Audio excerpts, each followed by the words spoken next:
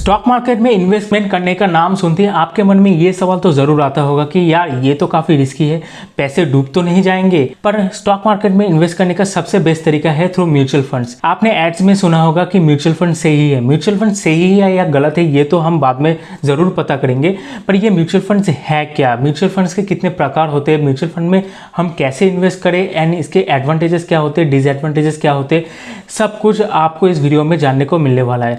तो ये वीडियो बिल्कुल बिगिनर्स के लिए डिजाइन किया गया है, तो अगर आप बिगिनर्स हैं तो इस वीडियो को आप पूरा अंत तक देखिए। आप सेविंग्स तो करते ही होंगे, पर सेविंग्स करके कहाँ पे पैसा रखते हो, बैंक पे रखते हो, घर पे रखते हो या गोल्ड पे इन्वेस्ट करते हो, आपका तो पता नहीं, पर मेजोरिटी ऑफ पब्लिक जो है ये चार चीज़ों में जो है इन्वेस्ट करती है।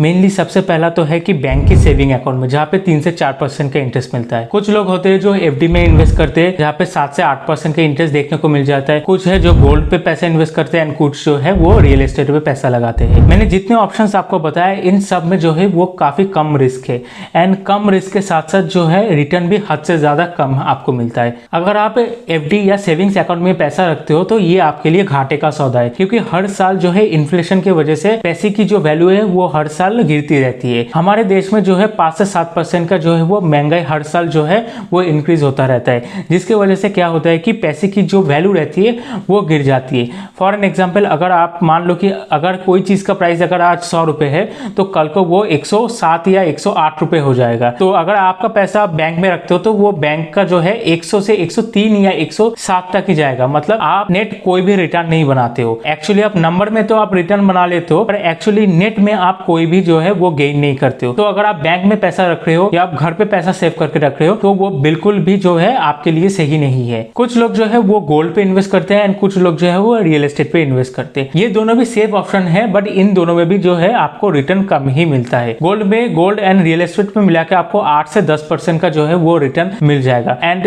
रियल एस्टेट में इन्वेस्ट करने के लिए आपको काफी सारा जो है वो कैपिटल की भी जरूरत पड़ती है। तो ये भी जो है बहुत अच्छा इन्वेस्टमेंट का ऑप्शन नहीं होता है। तो सबसे ज्यादा अच्छा इन्वेस्टमेंट का ऑप्शन क्या होता है? आप अगर शेयर बाजार में अगर आप इन्वेस्ट करते हो तो आपको सबसे बढ़िया जो है वो रिटर्न मिल सकता है। शेयर बाजार में इन्वेस्ट करना तो रिस्की तो होता है, पर उसमें रिटर्न भी आपको काफी ज्यादा मिलता है। पर शेयर बाजार में इन्वेस्ट करने के लिए सबसे ज्यादा आपको जरूरत है वो है नॉलेज। ठीक है, आपको बाजार के बारे में नॉलेज होना बहुत जरूरी है। आपको स्टॉक्स पिक करना आना चाहिए कि कैसे स्टॉक सिलेक्ट करते हैं। अगर आपको स्टॉक सिलेक्ट करना नहीं आता है तो आप इसमें लॉस भी कर सकते हो। तो ये रिस्की तो है, पर अगर मैं आपको बताऊं कि अगर आपको शेयर बाजार के बारे में नॉलेज नहीं है पर फिर भी आप जो है शेयर बाजार में इन्वेस्ट कर सकते हो। तो दो तरीके से आप जो है बिना नॉलेज के भी शेयर बाजार में इन्वेस्ट कर सकते हो। एक है आप एक इन्वेस्टमेंट एडवाइजर जो है वो हायर कर सकते हो, जो कि आपके लिए आपको ये टिप्स देगा कि आपको कौन सा शेयर खरीदना है, कौन सा शेयर बेचना है, मतलब आपको जो है वो एडवाइस देगा कि आपको क्या क्या करना है। ठीक है, पर ये जो है इन्वेस्टमेंट एडवाइजर जो है इनकी फीस काफी ज्यादा होती है, इस वजह से ये नॉर्मल लोगों के लिए अफोर्डेबल नहीं होते। मतलब अगर आप 25,000 इन्वेस्ट करना चाहते हो तो ये जो इन्वेस्टमेंट एडवाइजर्स होते हैं इनका साल का ही जो है फीस 5,000 10,000 का जो है इनका फीस होता है। तो इनकी काफी मोटी फीस होती है, जिस वजह से जो नॉर्मल पब्लिक है जिनके पास कम कैपिटल है वो इन्वेस्ट नहीं कर सकते इनके थ्रू। तो दूसरा ऑप्शन क्या हो जाता है? दूसरा ऑप्शन सबसे बेस्ट ऑप्शन है जो कि म्यूचुअल फंड्स के थ्रू। आप म्यूचुअल फंड्स के थ्रू जो है इन्वेस्ट कर सकते हो। देखो, म्यूचुअल फंड के नाम में इसका मतलब छुपा है। म्यूचुअल का मतलब क्या है? म्यूचुअल का मतलब है कॉमन, मतलब जो आम है, कॉमन है जो। एंड फंड का मतलब क्या है? मतलब जिसपे हजारों लोग जिसमें पैसा लगाते हैं उसको हम फंड कहते हैं। तो म्यूचुअल फंड एक ऐसा फंड है जहां पे कई सारे आप जैसे हम जैसे लोग इन्वेस्ट करते हैं, पैसा लगाते हैं। एंड ये जो म्यूचुअल फंड कंपनी होती है ये एक एक्सपर्ट को हायर करती है जिसको हम फंड मैनेजर कहते हैं। ये क्या करते हैं कि हमारे जितने भी फंड्स है इनको ये मैनेज करते हैं एंड ये तरह तरह के स्टॉक्स में जो है ये इन्वेस्ट करते हैं अपने एक्सपर्टाइज के हिसाब से। इसके बदले में म्यूचुअल फंड कंपनी आपसे और हमसे 1 या 2% का एक छोटा सा जो है वो कमीशन चार्ज करती है, जिससे कि वो एक फंड मैनेजर को हायर कर पाए। देखो, म्यूचुअल फंड्स में आपको 10% से लेके 30% तक का रिटर्न आपको मिल सकता है। अगर आप मार्केट में खराब से भी खराब स्कीम भी सिलेक्ट करते हो तो भी आपको 10% का जो है रिटर्न वो आपको देखने को मिल ही जाएगा लॉन्ग टर्म में। एंड अगर आप अच्छा स्कीम सिलेक्ट करते हो, अच्छा म्यूचुअल फंड सिलेक्ट करते हो तो आपको कई बार 30 या उससे भी ज्यादा जो है परसेंटेज का रिटर्न भी आपको मिल सकता है। ये डिपेंड करता है कि आप कितना रिस्क ले रहे हो, आप कौन से कंपनी में इन्वेस्ट कर रहे हो। सो ये पूरी आपके ऊपर डिपेंड करता है। देखो, खुद स्टॉक पिक करके करने से एंड एडवाइजर के थ्रू करने से से क्यों म्यूचुअल फंड ज़्यादा बेहतर ऑप्शन है। फॉर एन एग्जाम्पल, अगर आपके पास 25,000 रुपये है तो अगर आप खुद स्टॉक पिक करना चाहते हो तो 25,000 रुपये में आप बहुत ज़्यादा स्टॉक्स नहीं खरीद पाओगे।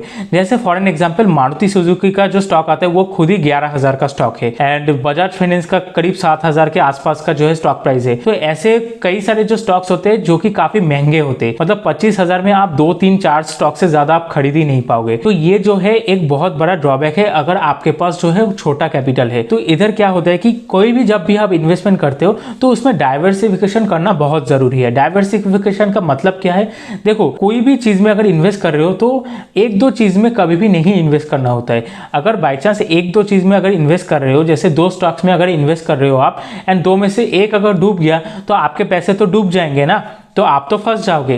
तो उसी जगह अगर आप मल्टीपल स्टॉक्स में जो है अगर आप इन्वेस्ट करते हो या मल्टीपल चीज़ों में आप जो है पैसा लगाते हो तो उससे क्या होगा कि अगर एक चीज़ भी डूब जाता है तो बाकी जितने सारे हैं वो आपका पैसा जो है वो रिकवर भी करवा देगा एंड अच्छा आपको रिटर्न भी दे सकता है। तो इसे हम डाइवर्सिफिकेशन कहते हैं। स्टॉक मार्केट में जो है डाइवर्सिफिकेशन बहुत ही ज़रूरी है क्योंकि बाई चांस एक दो स्टॉक में अगर इन्वेस्ट किया हुआ है एंड एक भी गिर जाता है तो आपको काफ़ी नुकसान हो सकता है। वही अगर आप मल्टीपल मतलब मिनिमम 10-20 स्टॉक्स अगर सिलेक्ट करते हो तो आपके लिए काफ़ी बेनिफिशियल होता है। पर 25,000 50,000 मतलब इतने छोटे कैपिटल में जो है आप ज़्यादा जो है स्टॉक्स में बाई तो नहीं कर सकते, बिकॉज आप 4-5-10 इतने ही कर सकते हो, मतलब 10-20 स्टॉक्स तो आप इन्वेस्ट कर ही नहीं सकते इतने छोटे कैपिटल से। तो तभी जो आता है कि म्यूचुअल फंड्स का बेनिफिट। म्यूचुअल फंड्स में क्या होता है कि आप जैसे कई सारे लोग जो है वो मिनिमम 500 रुपये से भी जो है वो शुरुआत कर सकते हैं। आपने 500 डाला, आपके जैसे बहुत लोगों ने, हजारों लोगों ने जो है वो 500 करके डाला एंड ये डाल के जो है एक बड़ा फंड क्रिएट हो गया। मतलब 500 रुपया करके हजारों लोग ने डाला तो ये कुछ करोड़ों का जो है वो फंड जो है वो क्रिएट हो गया। तो अब क्या हो सकता है कि ये जो फंड मैनेजर्स है ये आपके फंड्स को जो है वो मल्टीपल स्टॉक्स में जो है एक साथ इन्वेस्ट कर सकते हैं। मतलब 10-20 क्या मतलब 30-40 स्टॉक्स में भी जो है वो फंड आपको इन्वेस्ट करवा के दे सकता है। तो ये होता है म्यूचुअल फंड का बेनिफिट। मतलब म्यूचुअल फंड में आपको पूरा डाइवर्सिफिकेशन मिलने वाला है। देखो म्यूचुअल फंड सिर्फ स्टॉक मार्केट के लिए ही नहीं होता है, इसके अलावा भी कई सारे एसेट क्लासेस है जिसके रिगार्डिंग भी आपको म्यूचुअल फंड्स मिल जाएंगे। बट जब भी हम नॉर्मली म्यूचुअल फंड्स के बारे में बात करते हैं तो हम मेनली जो है वो स्टॉक मार्केट के म्यूचुअल फंड्स के बारे में ही बात करते हैं। मेनली 3 तरीके के म्यूचुअल फंड्स होते हैं। नंबर 1 तो है कि इक्विटी म्यूचुअल फंड्स, इसके अंडर में भी कई सारे जो है कैटेगरीज है, जैसे large cap mutual funds, mid cap mutual funds, small cap mutual funds, index funds. Large cap mutual funds का मतलब है कि जितनी भी बड़ी बड़ी कंपनीज है उसके लिए भी जो फंड जो है क्रिएट किया जाता है उसे हम लार्ज कैप म्यूचुअल फंड्स कहते हैं। वैसे ही मिड कैप म्यूचुअल फंड्स है एंड वैसे स्मॉल कैप म्यूचुअल फंड्स भी है, जैसे जो भी छोटी छोटी कंपनीज है, मतलब छोटे स्मॉल कैप्स कंपनीज है, उसके लिए रिगार्डिंग जो भी फंड बनाया जाता है उसको हम स्मॉल कैप म्यूचुअल फंड्स कहते हैं। स्मॉल कैप म्यूचुअल फंड्स में अगर आप ठीक ठाक स्कीम भी सिलेक्ट करते हो तो आपको जो है काफी बढ़िया रिटर्न मिल सकता है। 30% के भी ऊपर कई बार रिटर्न आपको देखने को मिल जाता है in small cap mutual fund, पर उसमें रिस्क भी काफी ज्यादा होता है। एंड उसके बाद आता है कि इंडेक्स फंड। इंडेक्स फंड क्या होता है कि इंडेक्स फंड जो आप देखते हो, इंडेक्स होता है, निफ्टी होता है, सेंसेक्स होता है, तो उसके अंदर जितने स्टॉक्स होते हैं उस स्टॉक्स में जो है वो डायरेक्टली इन्वेस्ट कर दिया जाता है। तो इसको हम पैसिव फंड भी कहते हैं। मतलब इसमें कोई भी फंड मैनेजर की जो है वो जरूरत नहीं पड़ती है, क्योंकि इंडेक्स में जितने भी जो है स्टॉक्स है उन स्टॉक्स में डायरेक्टली इन्वेस्ट कर दिया जाता है। इसके वजह से क्या होता है कि इसमें कमीशन भी जो है वो कम होता है compare to other mutual funds and इसमें जो है रिटर्न भी आपको ठीक ठाक देखने को मिल जाता है।